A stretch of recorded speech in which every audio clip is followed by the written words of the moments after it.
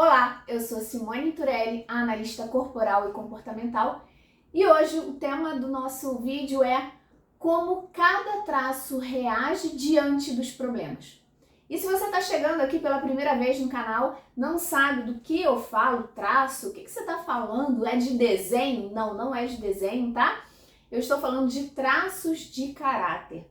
Então, só para contextualizar quem está chegando aqui pela primeira vez, traço de caráter é um conceito trazido pelo psicanalista William Reich lá na década de 30, tá? E ele trouxe esse conceito para a gente entender o comportamento das pessoas. E ele associou cada perfil comportamental, cada traço de caráter, que são 5, a um determinado formato de corpo, tá? Isso porque a nossa mente e o nosso corpo se desenvolvem ao mesmo tempo. Por isso que o nosso comportamento está relacionado ao formato do nosso corpo. Porque um estímulo que gerou na nossa mente um determinado comportamento também gerou no nosso corpo um determinado formato, tá bom? Então, todos nós temos os 5 traços de caráter, que são esquizoide, oral, psicopata, masoquista e rígido. E o que muda de uma pessoa para outra é a proporção que a pessoa apresenta de cada traço. Então, se nós somos 100%, nós vamos apresentar 30 de esquizoide, 20 de masoquista, 15 de oral. E aí a gente divide esses 100% nessas 5 categorias. Como é que faz isso, Simone? Analisando o formato do corpo da pessoa. Então, eu, como analista, olho para o corpo de uma pessoa e começo a pontuar o quanto ela tem de característica física de cada traço de caráter. E aí a gente constrói o gráfico, o mapa dos caracteres. E aí a gente consegue, através desse mapa, saber como a mente daquela pessoa foi programada para funcionar. E aí a gente começa a nossa live de hoje. Por quê? Porque quando eu falo que a nossa mente foi programada para funcionar, isso não quer dizer que é uma sentença, tá? Olha, sua mente foi programada para funcionar dessa forma e se isso te prejudica, você tá perdido, não tem como você escapar dessa sentença. Não é isso. O que eu quero trazer com essa informação é que se você tem tantos por cento de um determinado traço de caráter, aquilo está moldado em você. Então a sua tendência é você desenvolver um determinado comportamento. A sua tendência. Então, a gente tem determinados traços que são mais fortes na gente, né? Tem maior porcentagem. Então, esses traços, eles vão apresentar maiores tendências no nosso comportamento. Só que determinados comportamentos podem trazer consequências, resultados negativos na nossa vida.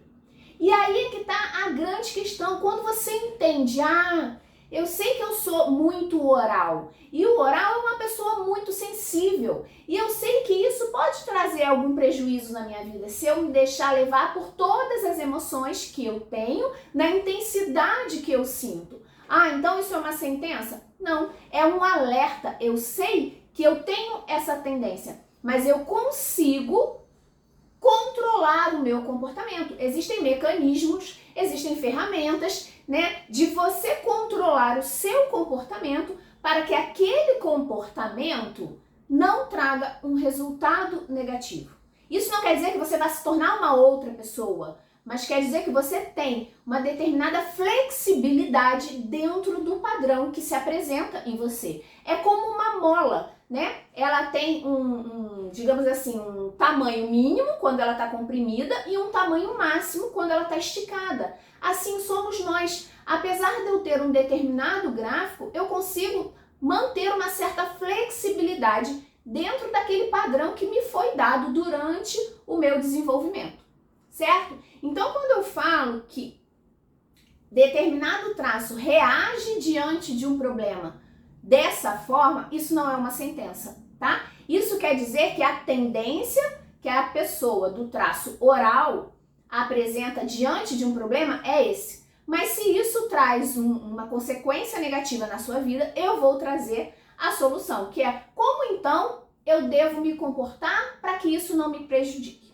tá bom? Então, vamos lá. O primeiro traço de caráter é o esquizoide, e aí são pessoas bem magrinhas com quinas, sabe? Com ossos bem ressaltados.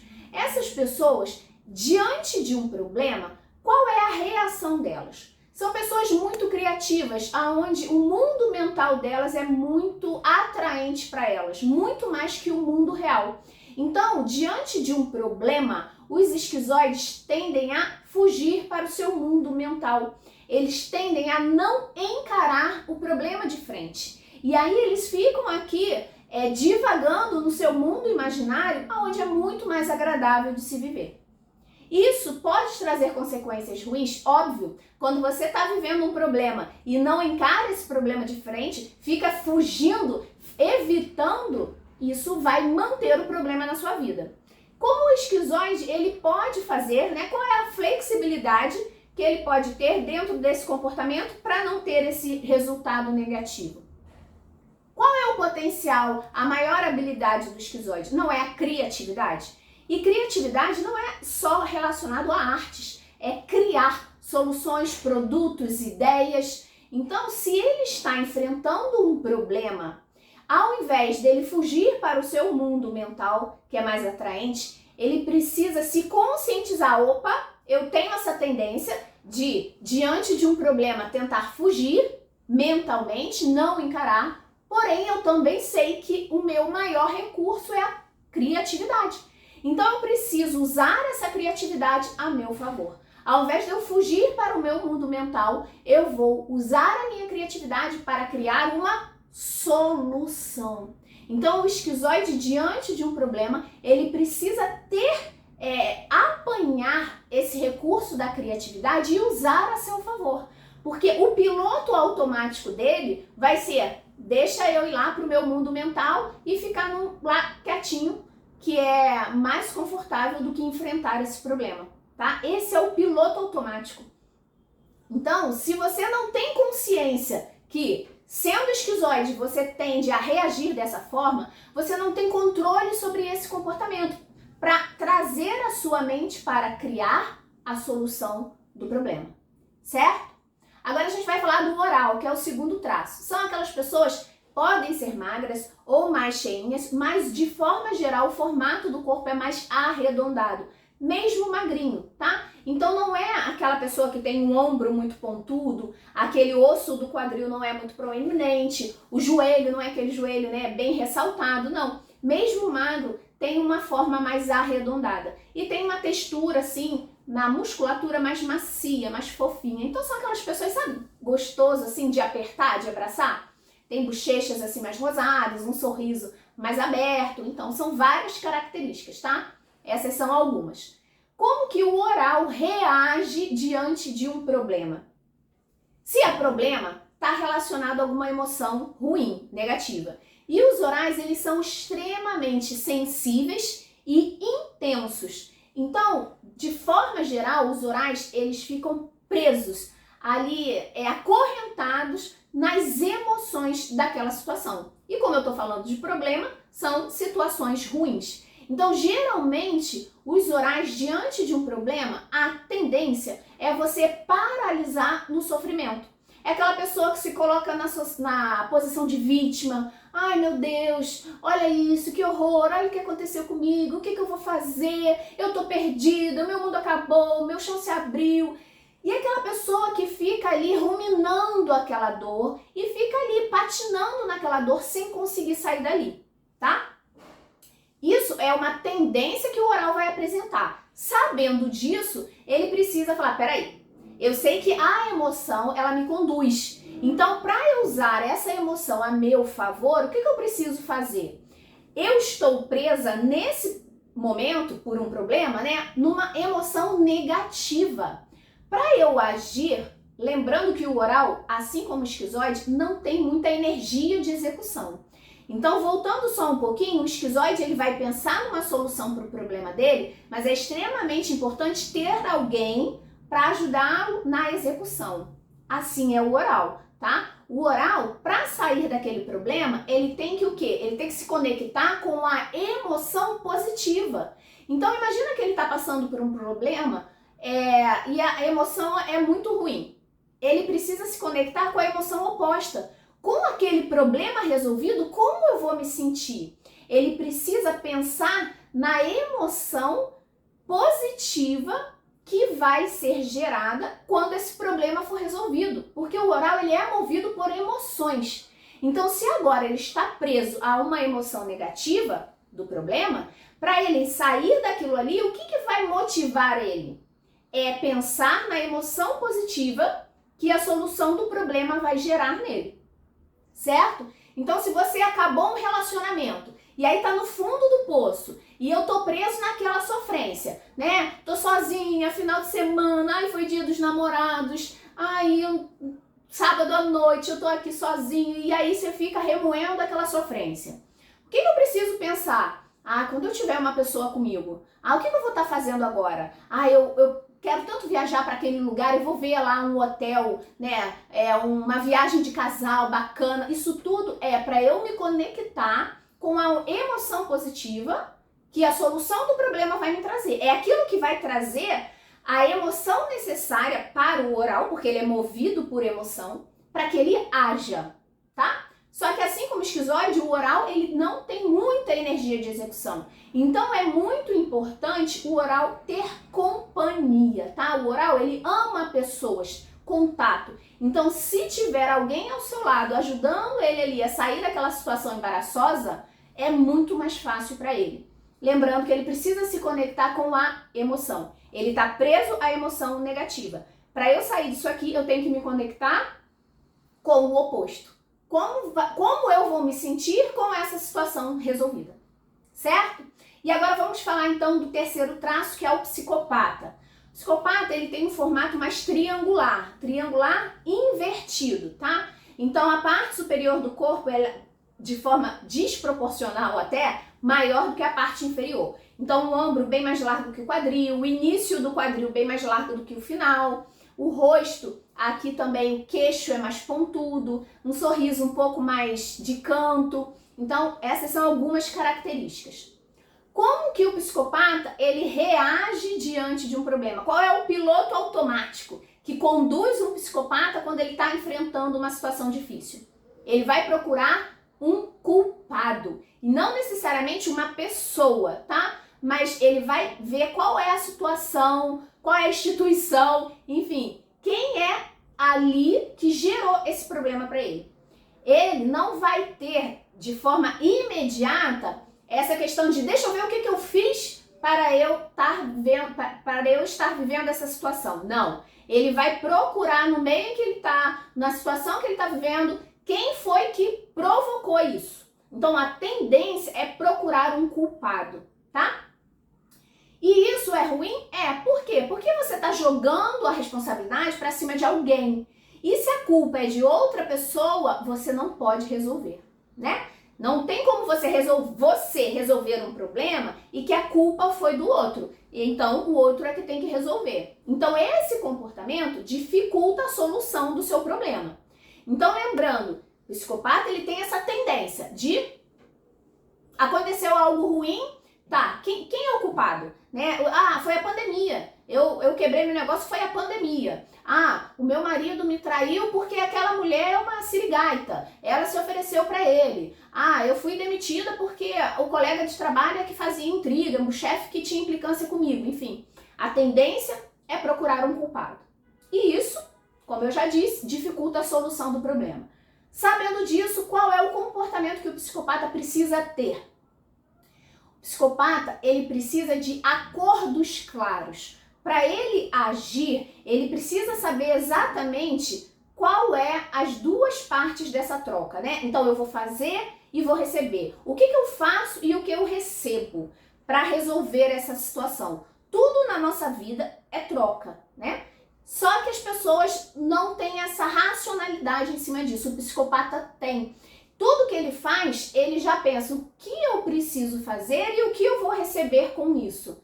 Só que para ele funcionar bem, isso tem que estar claro. Se o psicopata se sentir pressionado em fazer algo que ele não sabe qual é o resultado que ele vai ter com aquilo, ele trava, tá? Então ele precisa, para resolver aquela situação embaraçosa, aquele problema, ele precisa, primeiro, ter pessoas ao lado dele, porque ele também não é muito bom na execução, ele é ótimo para delegar, para dar ordens, ele consegue perceber o ambiente, a situação e perceber o que ele precisa fazer para sair daquilo ali. Mas ele precisa das pernas de alguém, sabe? Então eu preciso de alguém para fazer aquilo, do fulano para fazer aquilo outro, mas eu entendo, eu vejo, eu percebo a situação como um todo, encontro uma solução, mas outras pessoas precisam agir por mim.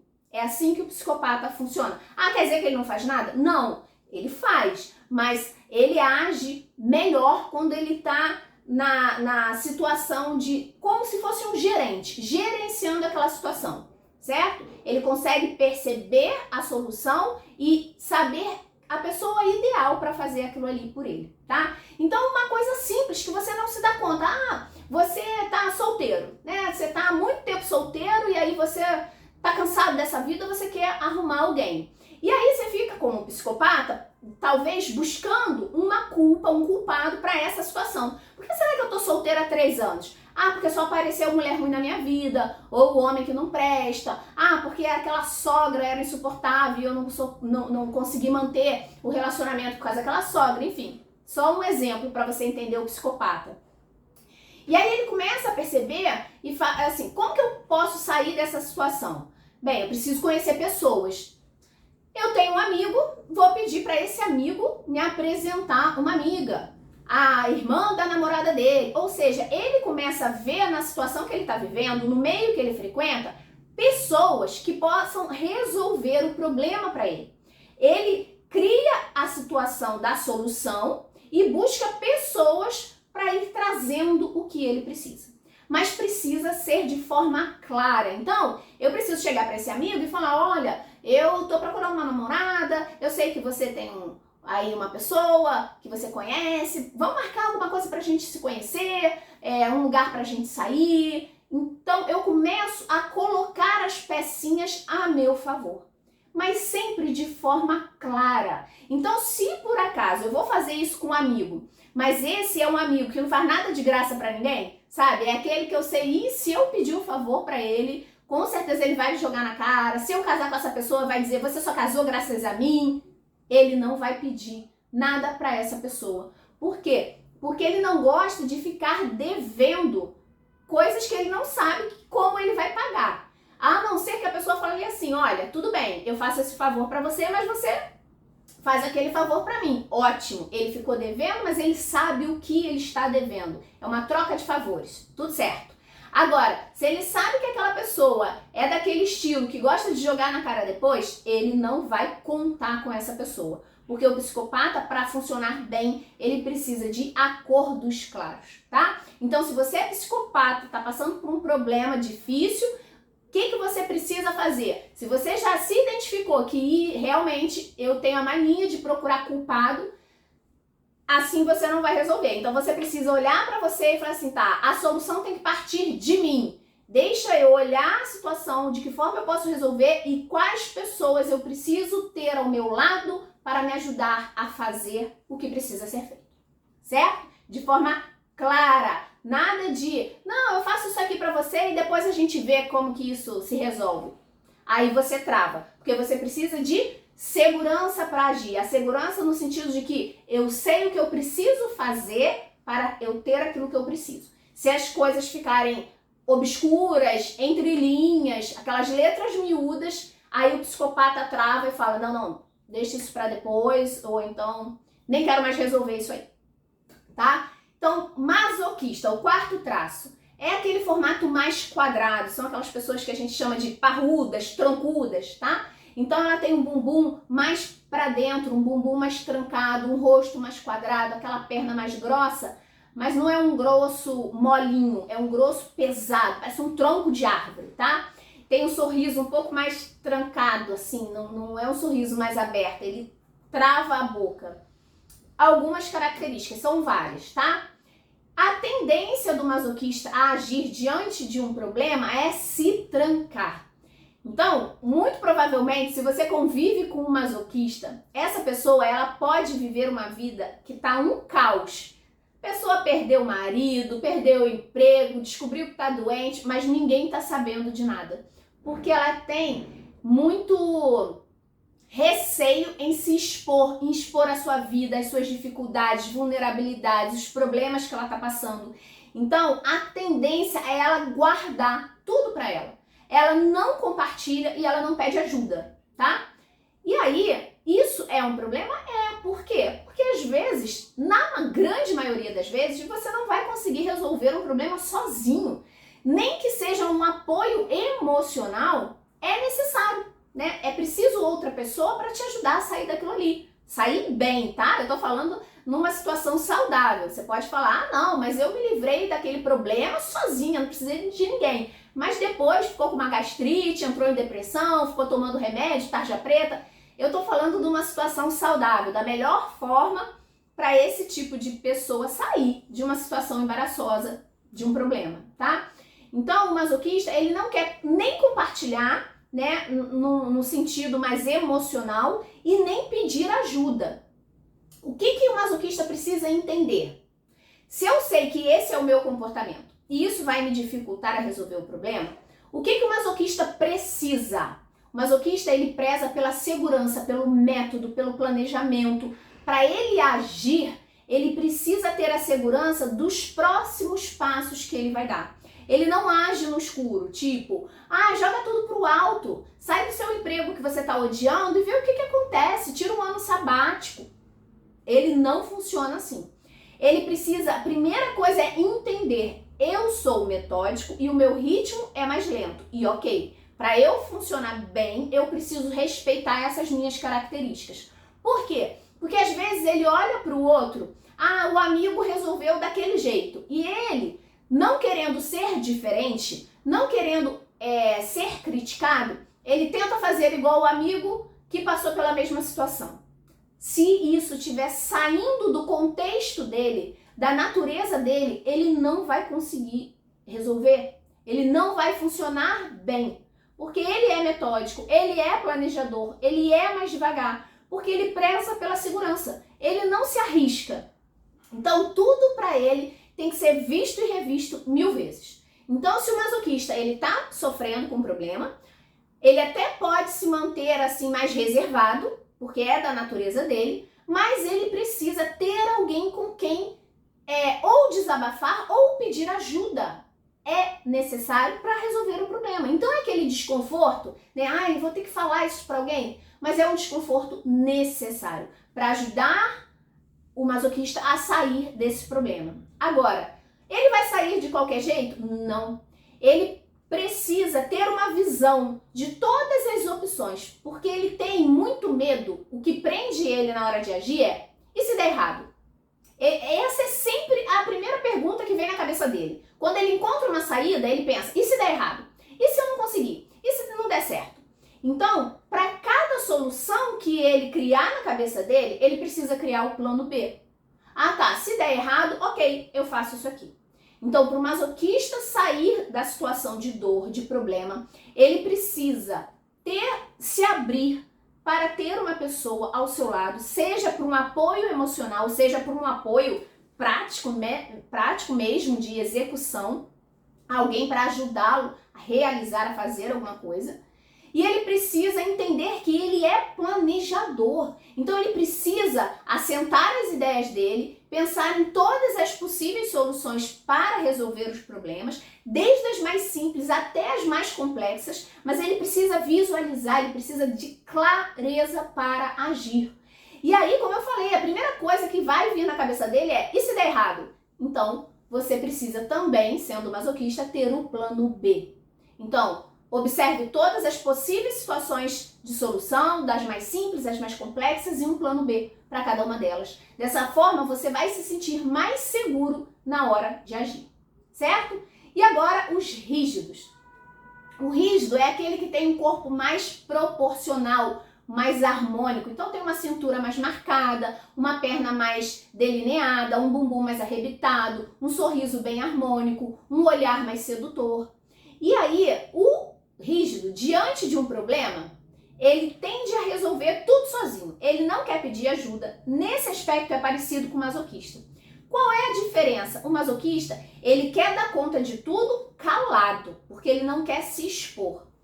O rígido, ele quer dar conta de tudo, mas ele faz questão de dizer para todo mundo que a vida dele tá um caos.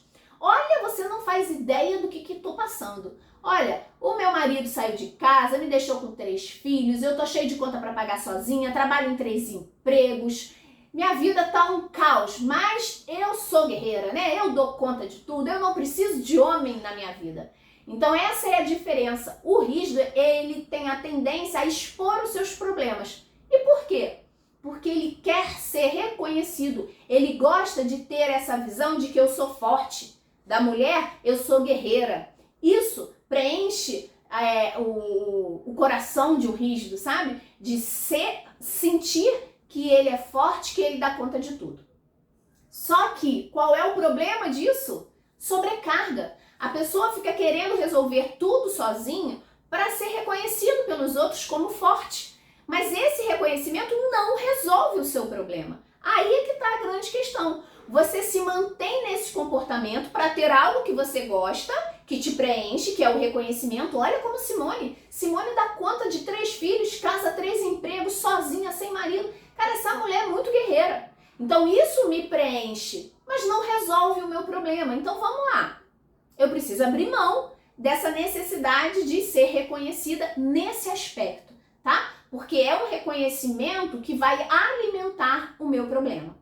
Então, como que o rígido ele precisa agir para resolver? Primeiro é ter a clareza de que ele tem essa tendência, tá? A querer alimentar esse problema para ser reconhecido. E ele precisa, sabe quando você compra uma peça de carne? No final você está levando 1 quilo, mas você pode pedir fatiado em bife, né? Ele precisa pegar esse problema e fatiar em bife. Porque o rígido ele é muito exigente, ele é muito crítico. Então, ele até pode ver uma solução, mas ele fala assim, não tá boa ainda. Essa solução não tá muito boa. Então, eu vou continuar nesse problema até vir uma solução melhor ou até eu me sentir pronto para fazer desse jeito. E aí não resolve nunca. Quando eu falo fatiar em bife, é o quê? Você tem uma meta, eu quero isso, mas agora talvez você não consiga comprar essa meta, encarar essa meta. Então fatia em bife. Então, quais são as metas pequenas que vão te levar àquela meta maior?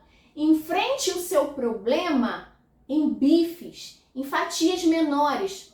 Por exemplo, num relacionamento, às vezes é aquilo que eu falei, né? A pessoa tá sozinha há muito tempo e aí, no caso do rígido, ele fica esperando um parceiro ideal. Na cabeça dele, tem um checklist formado da pessoa que ele quer se relacionar. E aí ele se mantém sozinho por muito tempo, ele já tá cansado, ele não quer mais ficar sozinho. Mas ele se mantém por quê?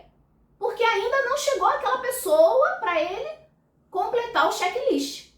Isso é a peça inteira. Eu não mudo aquele problema, eu não resolvo aquele problema, porque ainda não tá perfeito.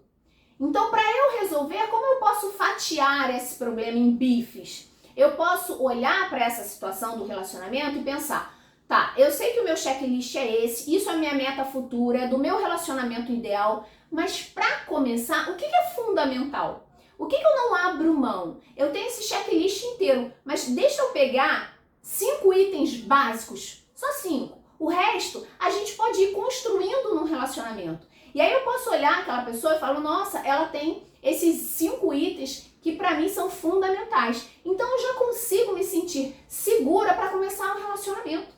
É muito mais fácil você encontrar uma pessoa que preencha os seus 5 requisitos básicos do que uma lista de 20 requisitos necessários. Então essa é a forma de você pegar o seu problema e perceber de que forma você pode resolver em etapas menores. Não é abrir mão daquilo que você quer, daquela meta, mas é passo por passo. De que forma eu posso encontrar uma solução mais imediata? E com o tempo eu posso ir aprimorando, tá? Mas o rígido, ele tende a se manter no problema porque ele ainda não encontrou a solução perfeita, ideal, certo? Então, essas 5 maneiras que cada um dos 5 traços tendem a reagir diante do problema.